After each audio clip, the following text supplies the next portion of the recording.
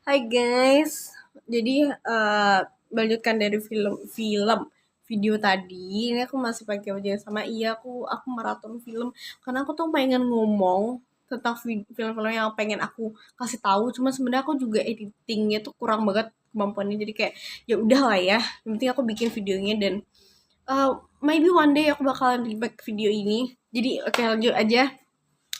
Aku bahas tentang sutradara Yanni Lawrence, film-film dia yang baru 3 dan tidak pernah gagal. Web seriesnya nggak pernah gagal. Satu, apa, jatuh cinta seperti di film-film yang udah aku kasih tahu tadi. Sebenarnya aku cuman bisa kasih tahu satu alasan kenapa film ini paling bagus sejauh ini. Sejauh ini jatuh cinta seperti film adalah film terbagus Indonesia karena originalitas. Tidak ada satupun film sutradara yang bikin film hitam putih. Dialognya banyak, alur ceritanya anti mainstream. Walaupun sebenarnya aku cuman kecewa di endingnya aja, tapi ya nggak apa-apa lah, nggak usah mikirin endingnya banget. Endingnya juga nggak jelek-jelek banget. Ya, cuman itu guys, bagus banget. Sinematografinya cakep, color gradingnya cakep, dialognya, aktingnya gila. Nina Zubir sama Ringo Agus, Julia Estelle ada pula di sana. Dunu Yoko, saudara, kacau banget emang, bagus banget. Terus yang kedua, film Satu Kakak Tujuh Ponakan buat kalian yang belum nonton. Jadi ceritanya itu tentang ya satu kakak, 5 ponakan, dan 2 bangsat. Bener literally kayak gitu. Kalian kalau mau tahu nonton aja di Netflix. Ada Satu Kakak Tujuh Ponakan, Jatuh Cinta Seperti di film-film juga ada. Hopefully sore Istri dari Masa Depan juga bakalan ada nanti di Netflix. Amin amin amin. Please please mau tonton. Terus kita lanjut lagi kan ke oh ya, aku mau bilang Satu Kakak Tujuh Ponakan itu ya. Film bagus banget, aku nggak bisa bilang ini. Langsung aja deh, nanti aku bakal kasih tahu kesimpulannya dari aku bahas yang di Lawrence ini. Yang ketiga itu adalah Sore, Istri dari Masa Depan. Apa bara suara.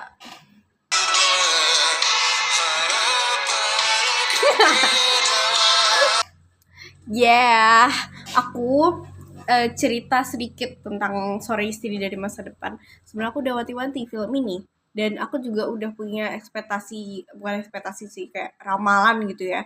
Ini nggak bakalan sebagus aku nonton film Jatuh Cinta seperti di film-film dan Satu Kakak Tujuh Ponakan. Kenapa? Karena Sore ini ngambil time loops kan, dan itu udah banyak banget diaplikasikan dalam film. Tapi lagi-lagi yang di Lawrence dengan tangan ajaib dia, tangan dewa dia, aku kaget nonton. Kaget kayak awalnya mirip web series, terus gini-gini aku mulai berpikir kayak, hah, apa nih?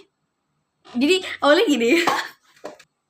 Nonton bioskop kan kayak gini kan, karena kayak gini kan nonton.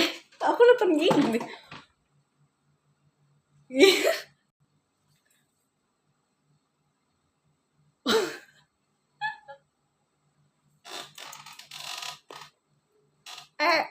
eh gitu ya. Pasti kalian udah lihat banyak ya di apa, gimana sih, udah banyak diparodiin sama orang-orang YouTube. Ya kayak gituan.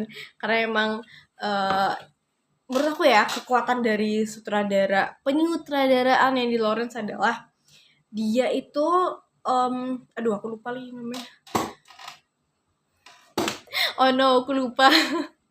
Tadi aku bilangnya di video sebelumnya. Nah, kalian harus nonton yang sebelumnya sih.